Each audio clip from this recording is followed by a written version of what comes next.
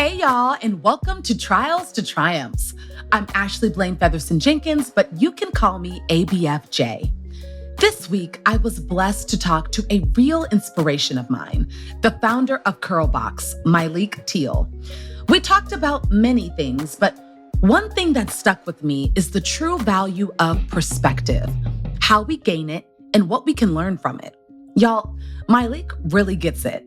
I've been following her journey for over a decade now, and one thing about Myleik is that she is bold.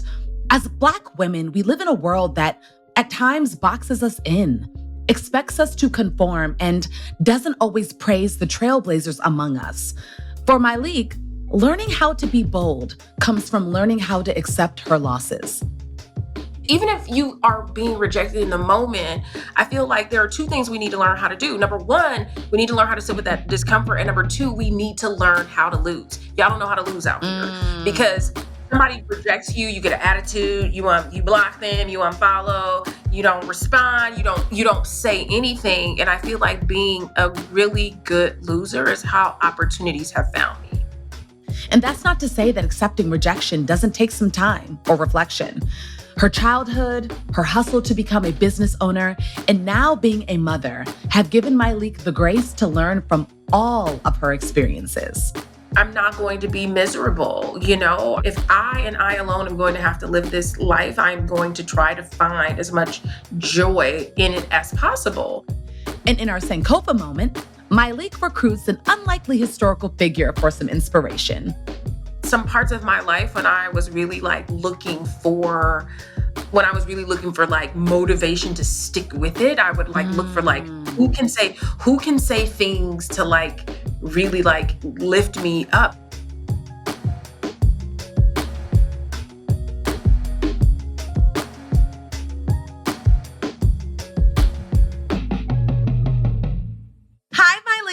Hi, Ashley.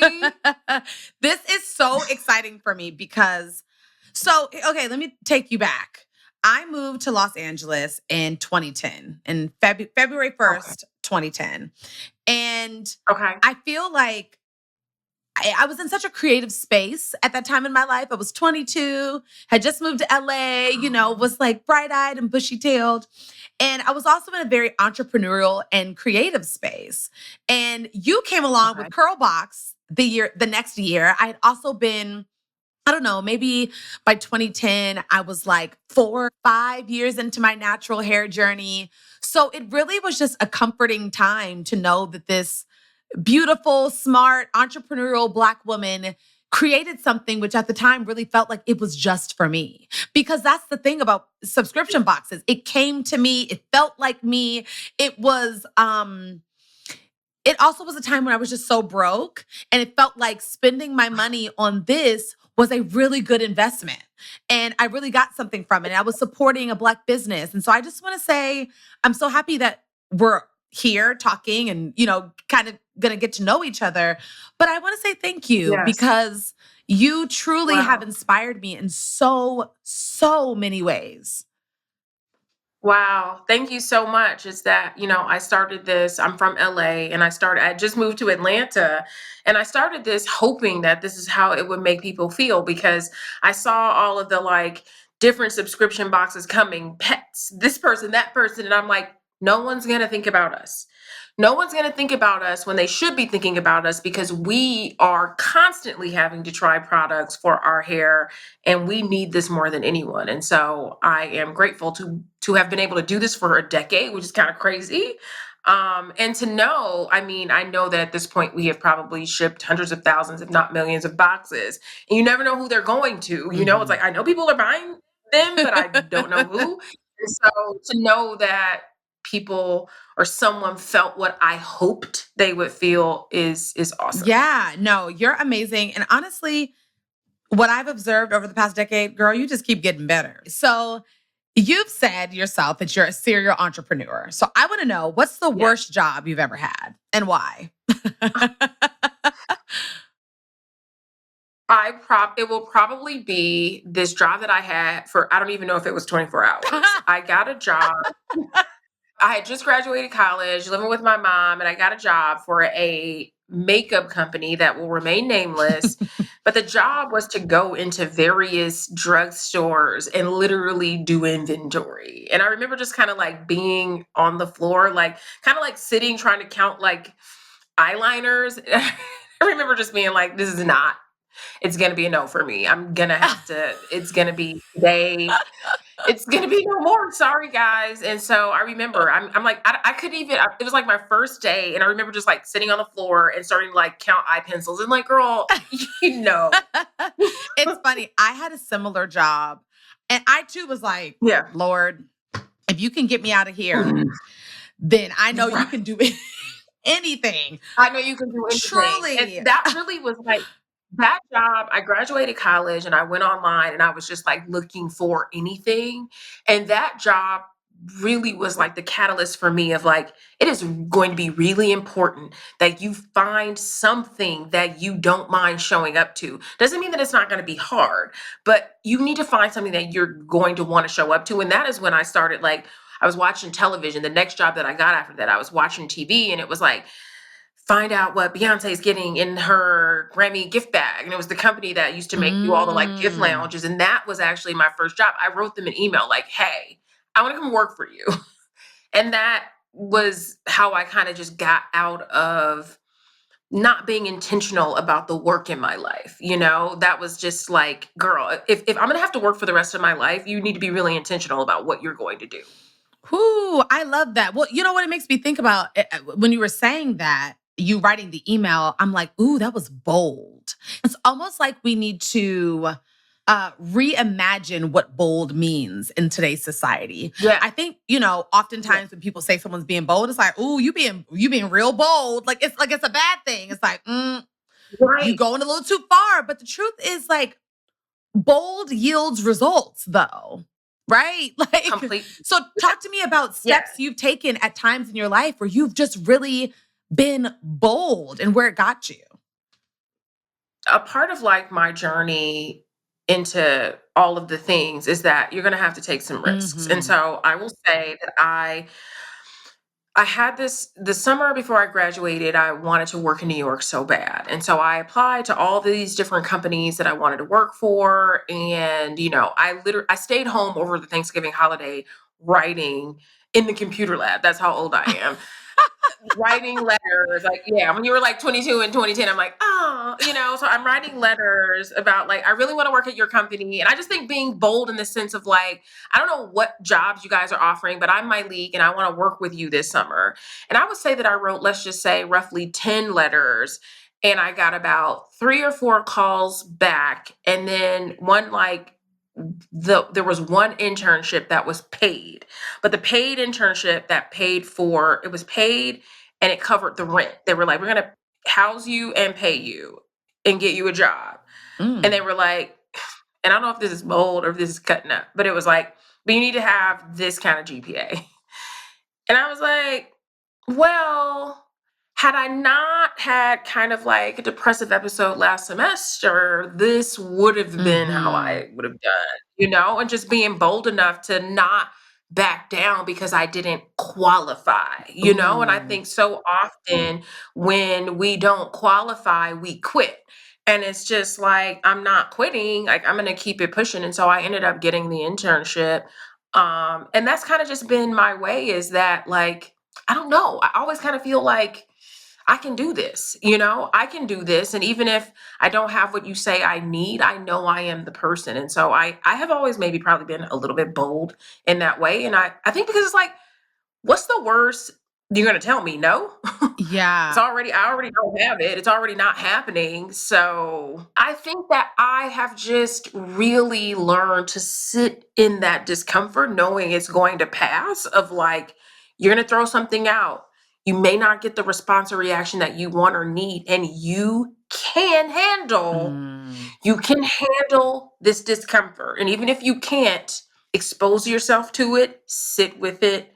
And I don't know, I feel like, let's just say for every 5 times I've done something and been rejected, at least 2 out of those 5 times, somebody circles back with a different opportunity.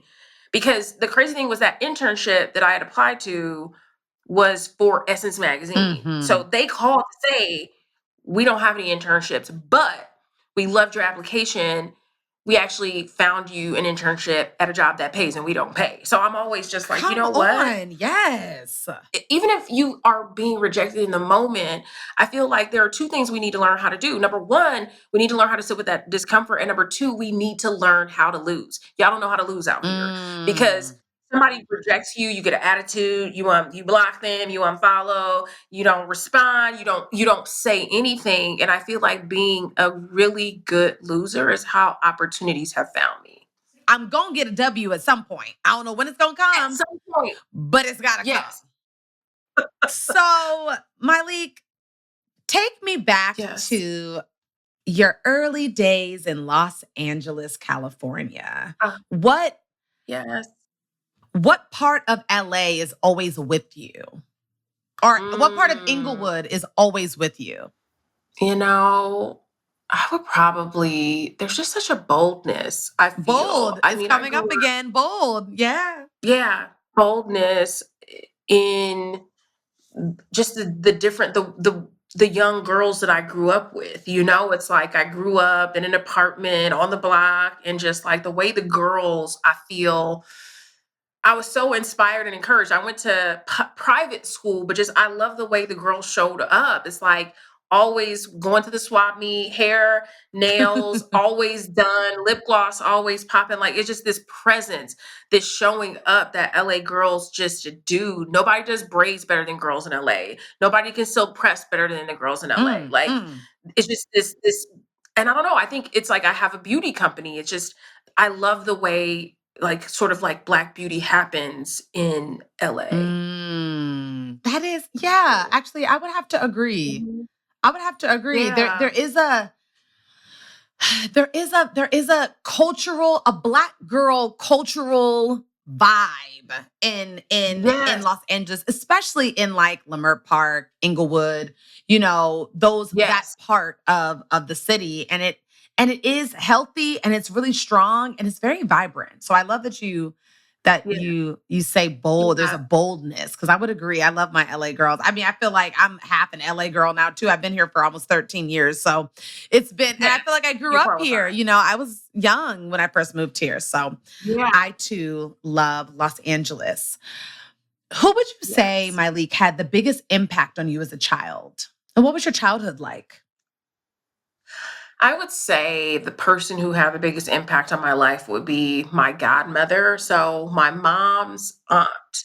My mom was 23 years old when she had me. And, at that time, I was her second child, married at 18, first child at 19, second child at 23, young people working in LA from like South Central and Watts, my parents were from. And then we moved to Inglewood when I was around 3. And so, I mean, my childhood, I think, was like a classic Black, middle class for what it's worth, maybe lower middle class, growing up. I was always gifted, so I always sort of got access to some of the better programs, and so exposed to different things. And I do think that the access and the exposure is what sort of like catapulted me out of where I grew up. And my godmother, who was my mother's aunt, never had any children. And she was 60 years old when Mm. I was born. And she treated me like I was the most special human being on the planet at all times. And so, while that wasn't my experience in my home, whenever I would go visit her, and she would just come pick me up. She would pick me up from school. She would just, have small talks with me. Anything that I wanted to do, it's like she preserved my access to my desires. And so Mm. if I wanted to cook something, where your mom like, we ain't cooking that, we ain't buying that. She would be like, what do you want to cook? Like, what do you want to go get? What do you want to let's go do it. And so I do think that having her in my life and her preserving my access to my desires, she passed away when I was 20, I think 23 or 24, 23. And then my godfather, her husband, passed away when I was 25. And the two of them left me an inheritance Wow. over for 10 years. So they wanted it spread out over 10 years. And so from 25 to 35, I received, a small inheritance from them, which was helpful. I started CURLBOX. I was in the last few years of my inheritance, and I used my inheritance to buy my first set of boxes. And so Wow. even in the afterlife, she served me, and I owe so much to her. Wow. Wow. Wow. Wow. Wow. Let Mhm. me ask you this. Why did your parents ever tell you why they named her to be your godmother? Or was it just because she didn't have children? Did they ever tell you why? They did. My mom says she asked Mm. and almost demanded. So my mom was in a crunch, 23 years old, needed a sitter. She had to go back to work. She called her aunt with no children who was retired at that time. Hey, can you watch Myleik? She's like, of course. So my mom said she kept you for 1 week and then she said, bring her back. And my mom said, I took you back every week. And I think I think by the time I was a year, she was like, had me christened or had me baptized and was like, she did a full on, her and my godfather did a full on ceremony. She's our godchild. And my mom was Wow. like, you know what? She said it was fine. They wanted to do it and I let them. Wow. So she chose you. She chose me. Oh, She chose. oh my Yeah. gosh, it's taking me out. Oh my Yeah. goodness. Wow. Yeah. Wow. How beautiful to have somebody.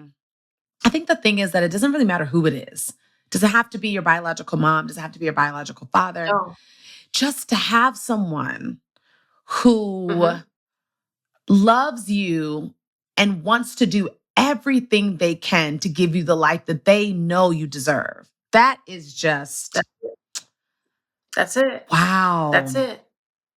And they were that way until their death, like until the And end, like after, in college and after. and after and after.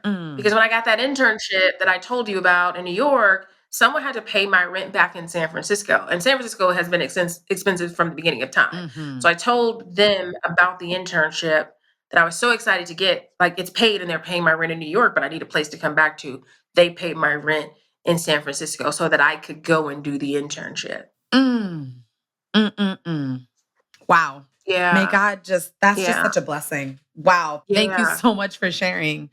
How do you, Yeah. so Myleik, you're a mom of two and I am. your kids are so cute, obsessed, obsessed, obsessed. It's so crazy. Thank I feel like you. Thank you. because again, I feel like I've just been along your journey the whole time. So it's like, I feel like I remember Yeah. when you were pregnant with your You son. have. It's so Yes. crazy. And your daughter came along and your husband. It's been really, I remember when you moved to Atlanta, like, I just feel like I've just been right behind you. Like, where are we up to next, sis? Like, what's going on? So I want to know what has been the greatest lesson from motherhood? Yeah. And how much are you able to or not relate to your mother now that you are a mother? Yeah. Oh, those are good questions. Those are good questions. I would say that, one of the biggest lessons I think of becoming a mom is I had done all of this personal work in therapy. By the time I had my son, I had been in therapy for 5+ years.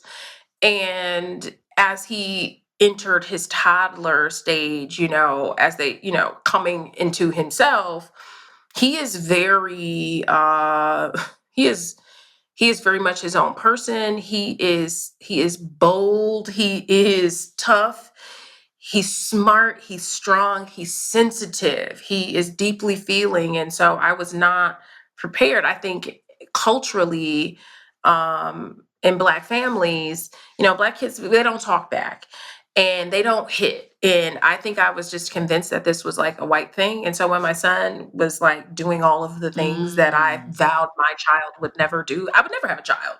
I would never have a child that would like hit, kick, what do you tell me? I frustrate him, I'm the worst, he young. And I think the biggest lesson was that we think that parenting is something that's supposed to come naturally to us, and it doesn't, and it's not. And without guidance, you parent how you were parented, even if you don't like the way you were parented.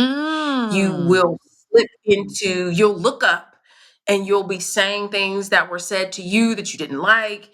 And so that was like kind of like my aha, like my full stop of just like, I am going to have to learn how to parent to preserve all of the things that I want for my child, access to his desires, preserve his character. Because I understand that he is, at the time, he's 3, 4 years old and he has to develop, and so shooting him down and breaking him down so early is not it. Yeah. So as it relates to like how much I can relate to my mom, I think I now realize that I am 43 with a 1-year-old. My mom was 23 Mm. with a 4-year-old, I've got 20 years of life maturity and experience on her. And so in a lot of ways, I'm able to forgive her for what she didn't know. Mm. And I'm able to really see why things kind of went down the way that they did. Mm. And perspective. Like perspective Yes. is everything. Like it's everything. I Yes. love all the experiences that I have when I'm able to look back and say, wow, Ashley, you have a different perspective on this now than you Yes. did when you were Yes. 25, 10 years ago, than you have now. Yes. Then Yes. I can check that and say, okay, Ashley, we're growing. Let's figure out what else we can Yes. gain perspective on. And I just love that you're saying like your mom, she just didn't know. She just didn't know. She just didn't know. What could she She didn't you know. can't do what you don't know. Like it's impossible. Like everybody's trying to figure it out. We have to give one another grace.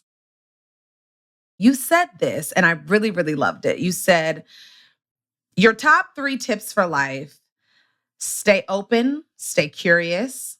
Creativity has gotten me Yes. out of my most stressful moments. I love this. You Yes. say edit your life. Your life doesn't have to Yes. stay the same. And then you say, No. life is a long game, the gift of pause.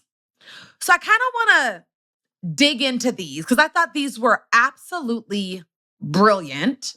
And these are all things that we should walk with and carry with us in life. And Yes. talk to me about how creativity has gotten you out of some of your most stressful moments and what that looked like for you. I remember calling my dad, being in my early 20s, living alone here in Atlanta, height of the recession. I was living with a guy that I was dating, and like we broke up, and I was just basically broke. And I remember a conversation with my dad where he goes, "Well, now it's time to get creative." Ooh. And I took that and I loved it because it was like, we're not gonna sit here and woe is me for too much longer. Now it's time for you to figure out what you're going to do and how you're going to make it.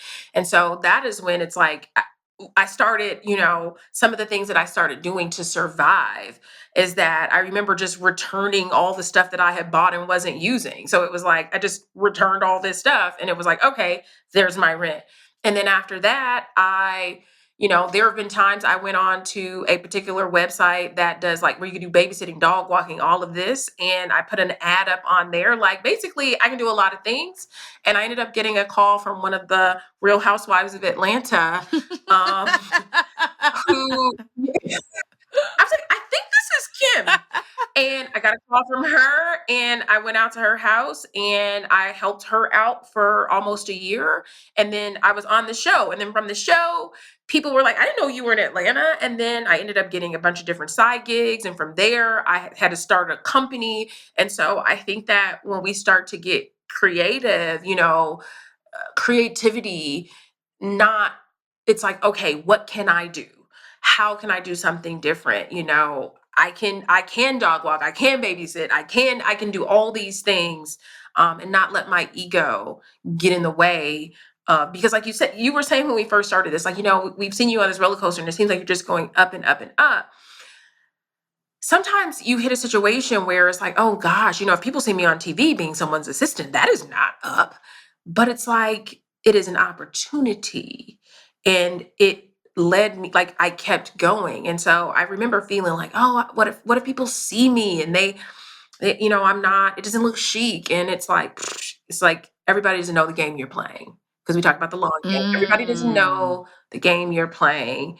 And so I knew by being new to the city and working for her, something was going to come out of it. Well, yeah, because it's about humility.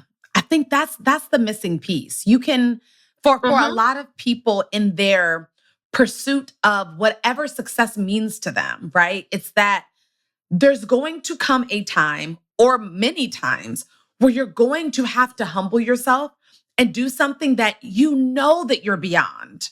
You are Mm-hmm. either overly qualified, you're getting paid Yes. way less than what you're used to getting paid.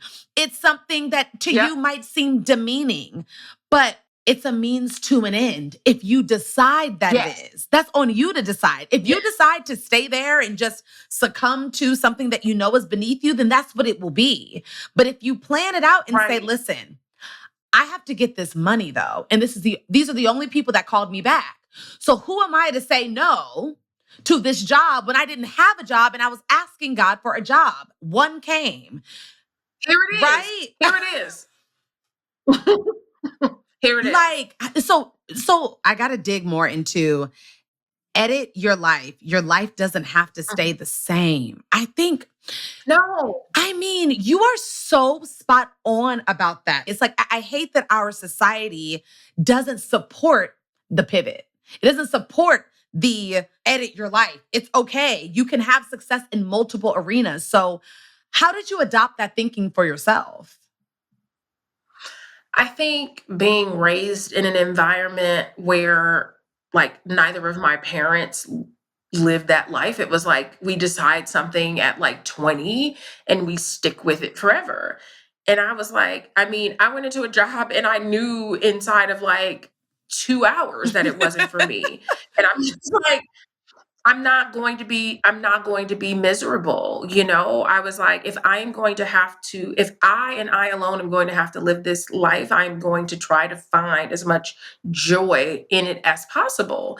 And so, I mean, even today, it's like I was doing one thing and then I was doing CURLBOX. And like even now that I'm doing CURLBOX, it's like then I started speaking and then I hosted an event. And it's just like, well, who is she to do all these things? And it's like, these are the things that I want to do. Like I get to do what I want. And so I mean, now I even do some parenting stuff because it's like all the stuff that I've learned with my child, I really am like wanting to share this with other moms. And so I know that I'll go on and do something else. Like I want to open a natural wine shop somewhere near the beach. Like I just want to do other things. Mhm. And I hope that even just me living my life the way that I do, maybe I show people that you don't have to, like you said, you can pivot, you can do multiple things. You don't have to just do one thing forever. So, what would you say to people, Myleik, who want to edit their life right now? They're like, I am in need of a pivot. I want to edit my life, but they have a ton of responsibilities, expenses, and they're a little fearful. What would you say to them? I would recommend starting with inventory, writing down all of the things that you do that you love and all of the things that you don't like in your life or about your life at this time. And then I think there are some things, like this is like full transparency. I was having a moment where I felt like everything in my life was working except for the romantic relationship part. I Mhm. was like, how did I figure out how to start a business shipping hair products, but I cannot figure out, I can't get past 3 dates. And I think for so many of us, we think that that is something that is not, I don't want to use the word fixable, but that is something that is beyond transformation. And that's not true. And so I started going to therapy because the way that our romantic relationships stem from our childhood. And so I just did that childhood work. I learned how to communicate. I found like I learned how to be honest about what I wanted. And so I think when you think about these things, if there are things that you don't really enjoy or you don't like, um, doing that inventory and then just making a list of like, okay, I'm going to work on this. If I don't like the finances, I'm going to educate myself on money. If I don't like, you can change. Your life can Mm. change. Yeah, I think it's just a belief. You have to Hmm. believe that what you And then act. and act on it. You can't, because how many Mhm. people just sit with belief for Yeah. I think, years? I believe that for years. Yeah. I believed that I was like worthy of a romantic relationship, but it was like, girl, you can believe all you want. You have not figured it out yet. And so getting that help changed the game. While you were in therapy, did you ever correlate it to any generational trauma? I mean, I knew Mm. I mean, what led me there was that I remember it was like argument with my dad, argument with someone I was dating, and it felt the exact same. Ooh, That was like a light bulb moment of like, this is the same argument. wow. And that is when I even shared that, like, some of my first visits of therapy, and it was like, that's when she introduced me to like repetition compulsion, where we will attempt to like change the past, like any type of traumatic experiences that I may have had with like my parents or my dad growing up, literally living and acting that out in my real life. Yes. Wow. Like, it's just a sub unconscious thing that we do. So you know how people always go, I just attract the same guy? It's like, no, Mm. no, no. Choose the same guy unconsciously. You don't realize this. You choose the same person because you're trying to change a story in your past. And once she told me that, I'm like, oh, honey, I'm out here working on something that don't nobody even care about. Let me stop. Like, Wow. I'm picking a problem. I'm picking someone to try to fix. And it's like, it's just, you can't, it doesn't work. That's why nothing's Well, working. it's exhausting because we literally don't have the ability to do it. It's we're incapable Mm, of doing it. So we're wasting You time. cannot do it. So it's like you're wasting You're time, wasting. you're miserable, you're sad, you're frustrated, you ain't got no energy, you want to sleep all day. Like it's wow. Wow, wow, wow. That's really good. Yeah, Myleik, what would yeah. you say has been your takeaway from our conversation today? Mm, you are a really dynamic and special person. Mm, thank Um, you. I'm taking that away for sure. I have absolutely enjoyed this conversation.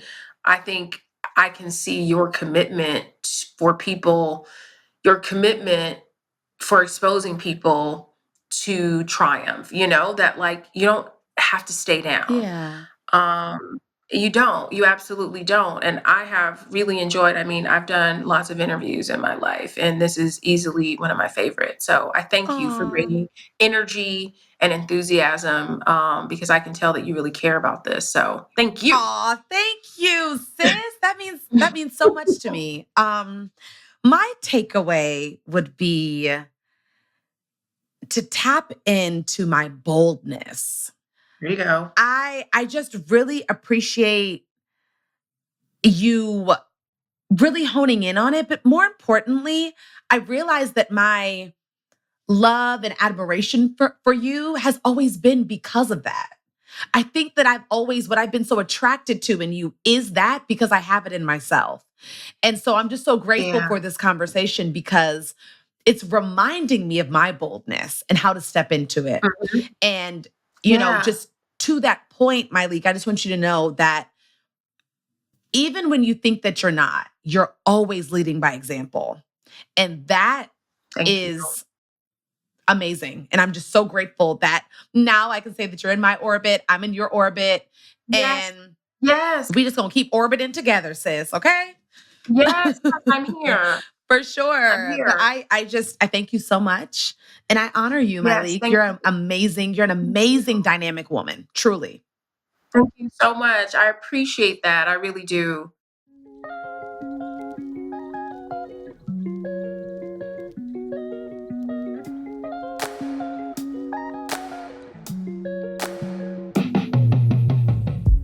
After the credits, the historical figure Myleik turns to for personal development and words to live by. Stay with us. Thank you so much for listening. This podcast is produced by LWC Studios for OWN. The show's executive producer is Juleka Lantigua. Its senior editor is Verilyn Williams. Sound designer is Cedric Wilson.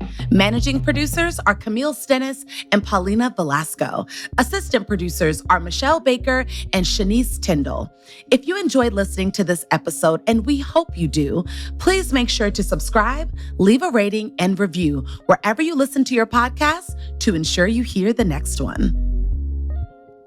So I love it when you're on your IG and, you're answering questions about career and personal development. You're very transparent with your followers.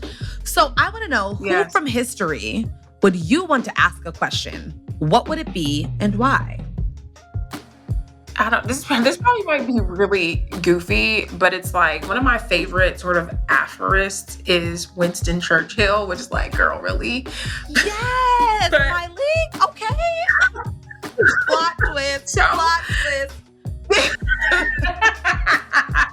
Yes, I really I think in some parts of my life when I was really looking for motivation to stick with it, I would look for who can say things to really lift me up. And it was something about Winston Churchill that I was like, what's going on here? I had this really interesting connection with Winston Churchill. I hope he hasn't done awful things. He probably has, because I said that, but I probably it's probably terrible. But he's also left us with some of the best words of wisdom of all time. Yeah. So I don't even know. I think I would just be super curious about in history. I would want to sit down and have a cup of coffee with Winston Churchill. Yes. And I want to make sure everybody knows Winston Churchill is the former Prime Minister of the United Kingdom, which the United Kingdom is a very problematic place. So to your point, he probably